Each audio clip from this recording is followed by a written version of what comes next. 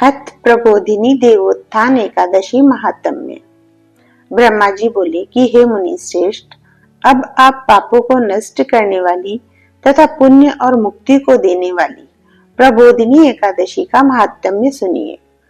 भागीरथी, गंगा तथा तीर्थ नदी, समुद्र आदि तभी तक फल देते हैं जब तक प्रबोधिनी एकादशी नहीं आती।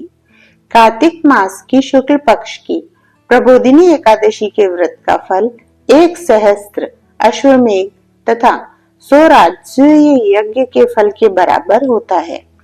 नारद जी ने पूछा कि हे पिताजी, यह संध्या को भोजन करने से, रात्रि में भोजन करने तथा पूरे दिन उपवास करने से क्या क्या फल मिलता है, उसे आप समझाइए। ब्रह्मा जी बोले कि हे नारद जी, एक संध्या को भोजन करने से 1 जन्म का, रात्रि में भोजन करने से 2 जन्म का तथा पूरे दिन उपवास करने से 7 जन्म के समस्त पाप नष्ट हो जाते हैं। प्रबोधिनी एकादशी के व्रत के प्रभाव से सुमेरु पर्वत के समान कठिन पाप क्षण मात्र में ही नष्ट हो जाते हैं।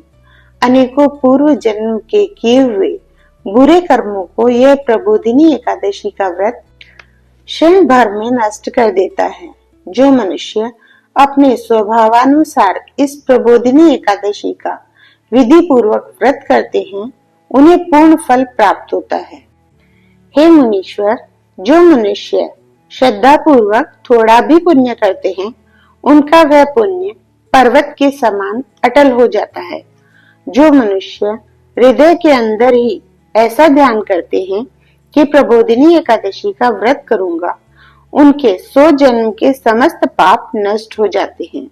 जो मनुष्य प्रबोधिनी एकादशी के दिन रात्रि को जागरण करते हैं, उनकी बीती हुई तथा आने वाली 10,000 पीढ़ियां विष्णु लोक में जाकर निवास करती है और नरक में अनेक दुखों को भोगते हुए पितृ विष्णु लोक में जाकर सुख भोगते हैं।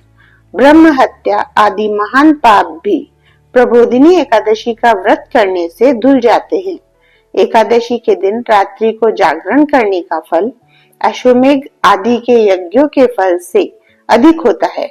समस्त तीर्थों में जाने तथा गौ, स्वर्ण, भूमि आदि के दान का फल कार्तिक मास की शुक्ल पक्ष की प्रबोधिनी एकादशी के रात्रि के जागरण के फल के बराबर होता है। इस संसार में जितने भी तीर्थ हैं तथा जितने भी तीर्थों की आशा की जा सकती है, वह सब प्रबोधिनी एकादशी का व्रत करने वाले के घर में रहते हैं। जो मनुष्य इस एकादशी के व्रत को करता है, वह योगीवान योगी, तपस्वी तथा इंद्रियों को जीतने वाला होता है, क्योंकि यह एकादशी भगवान विष्णु को अत्यंत प्रिय है। इसके व्रत के प्रभाव से कामिका, वाचिका और मानसिक पाप नष्ट हो जाते हैं। इस एकादशी के दिन जो भगवान की प्राप्ति के लिए दान, तप, होम, यज्ञ आदि करते हैं, उन्हें अक्षय पुण्य मिलता है। प्रबोधिनी एकादशी के दिन भगवान की पूजा करने से बाल, यौवन और वृद्धावस्था के समस्त पाप नष्ट हो जाते हैं। इस एकादशी को रात्रि को जागरण करने का फल चंद्र ग्रहण, सूर्य ग्रहण के समय स्नान करने के फल से सहस्त्र गुना अधिक होता है। मनुष्य जन्म से लेकर जो पुण्य करता है, वह पुण्य प्रबोधिनी एकादशी के व्रत के पुण्य के सामने व्यर्थ है। इसलिए हे नारद जी, तुमको भी विधि पूर्वक विष्णु भगवान की पूजा करनी चाहिए। जो मनुष्य कार्तिक मास में धर्म परायण होकर अन्य व्यक्तियों का अन्न नहीं खाते, उन्हें चंद्रायण व्रत का फल मिलता है।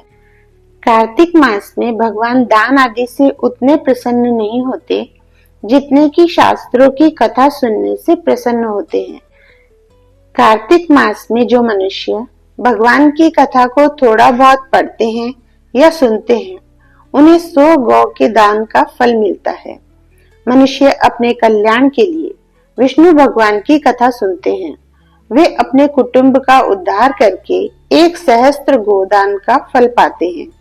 जो मनुष्य प्रबोधिनी एकादशी के दिन विष्णु भगवान की कथा सुनते हैं, उन्हें 7 दीप के दान का फल मिलता है। जो विष्णु की भक्ति पूर्वक कथा सुनते हैं और कथा बांचने वाले ब्राह्मण की यथोचित पूजा करते हैं तथा उसे संतुष्ट करते हैं, वे उत्तम लोक को जाते हैं। इस पर नारद जी बोले, हे ब्रह्मा जी, अब आप एकादशी के व्रत का विधान कहिए और कैसा व्रत करने से कौन सा पुण्य मिलता है वह भी समझाइए। ब्रह्मा जी बोले कि हे नारद जी, इस एकादशी के दिन मनुष्य को ब्रह्म मुहूर्त में उठना चाहिए और नदी, तालाब, कुआं आदि पर स्नान करके व्रत का नियम ग्रहण करना चाहिए। उस समय भगवान से विनय करनी चाहिए कि हे भगवान, आज मैं निराहार रहूंगी और दूसरे दिन भोजन करूंगी, इसलिए आप मेरी रक्षा करें। इस प्रकार विनय करके भगवान की पूजा करनी चाहिए। उस रात्रि को भगवान के समीप गीत, नृत्य, बाजे तथा कथा आदि से व्यतीत करनी चाहिए। प्रबोधिनी एकादशी के दिन कर्पणता को त्याग कर बहुत से पुष्प, फल, अगर, धूप आदि से भगवान की आराधना करनी चाहिए। शंख के जल से भगवान को अर्घ देना चाहिए। इसका समस्त तीर्थदान आदि से करोड़ गुना फल अधिक होता है। जो मनुष्य पुष्प से भगवान की पूजा करते हैं, उनके सामने इंद्र भी हाथ जोड़ता है। कार्तिक मास में जो बिल्व पत्र से भगवान की पूजा करते हैं, उन्हें अंत में मुक्ति मिलती है। कार्तिक मास में जो मनुष्य तुलसी जी से भगवान की पूजा करता है, उसके 10,000 जन्म के समस्त पाप नष्ट हो जाते हैं। जो मनुष्य इस मास में श्री तुलसी जी के दर्शन करते हैं या छूते हैं या ध्यान करते हैं या रोपण करते हैं अथवा सेवा करते हैं, वे 1000 कोटि युग तक भगवान के घर में रहते हैं। समस्त मनोकामनाओं को पूरा करने वाले भगवान कदम पुष्प को देखकर अत्यंत प्रसन्न होते हैं। यदि उनकी कदम पुष्प से पूजा की जाए तो यमराज के दुखों को नहीं पाते। जो गुलाब के पुष्प से भगवान की पूजा करते हैं, उन्हें मुक्ति मिलती है। जो मनुष्य बकुल और अशोक के फूलों से भगवान की पूजा करते हैं, वे अनंत काल तक शोक से रहित होते हैं। जो मनुष्य विष्णु भगवान की सफेद और लाल कनेर के फूलों से पूजा करते हैं, उन पर भगवान अत्यंत प्रसन्न होते हैं। जो मनुष्य विष्णु भगवान की दुर्वा दल से पूजा करते हैं, वे पूजा के फल से 100 गुना फल अधिक पाते हैं। जो भगवान की समी पत्र से पूजा करते हैं, वे भयानक यमराज के मार्ग को सरलता से पार कर जाते हैं। जो मनुष्य चंपक पुष्प से भगवान विष्णु की पूजा करते हैं, वे आवागमन के चक्र से छूट जाते हैं। जो मनुष्य स्वर्ण का बना हुआ केतकी पुष्प भगवान पर चढ़ाते हैं, उनके करोड़ों जन्म के पाप नष्ट हो जाते हैं। जो मनुष्य भगवान के पीले और रक्त वर्ण कमल के सुगंधित फूलों से पूजा करते हैं, उन्हें श्वेत द्वीप में स्थान मिलता है। इस प्रकार रात्रि में भगवान की पूजा करके प्रातःकाल शुद्ध जल से नदी में स्नान करना चाहिए। स्नान करने के पश्चात भगवान की पूजा करनी चाहिए। इसके बाद पूर्ति के लिए ब्राह्मणों को भोजन कराना चाहिए और दक्षिणा देकर मीठे वाक्यों द्वारा सभा करनी चाहिए।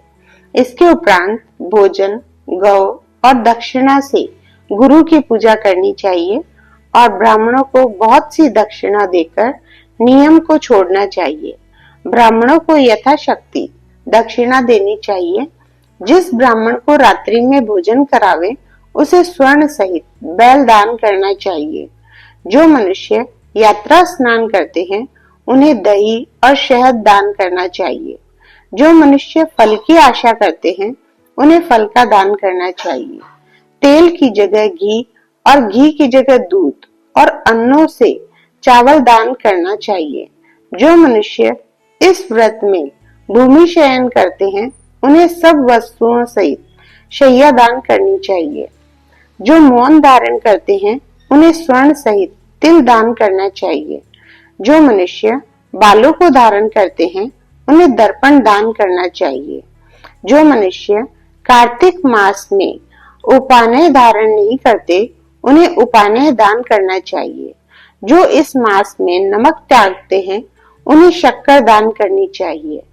जो मनुष्य नित्य प्रति देव मंदिरों में दीप जलाते हैं उन्हें स्वर्ण या तांबे के दिए को घी तथा बत्ती सहित दान करना चाहिए। जो मनुष्य चातुर्मास्य व्रत में किसी वस्तु को त्याग देते हैं उन्हें उस दिन से पुनः ग्रहण करनी चाहिए। जो मनुष्य प्रबोधिनी एकादशी के दिन विधि पूर्वक व्रत करते हैं उन्हें अत्यंत सुख मिलता है और अंत में स्वर्ग को जाते हैं।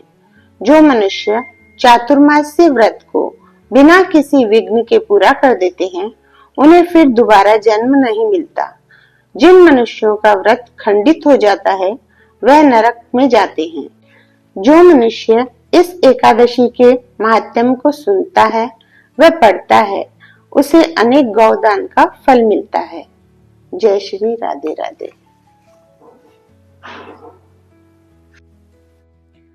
तुलसी दल पुष्पाणि ये यच्छन्ति जनार्दने कार्तिके सकलम वत्स पापम जन्मार्जितम दहेत। दृष्टा स्पृष्टात् वाद्याता कार्तिता नामतः स्तुता रोपिता सेचिता नित्यं पूजिता तुलसी नता।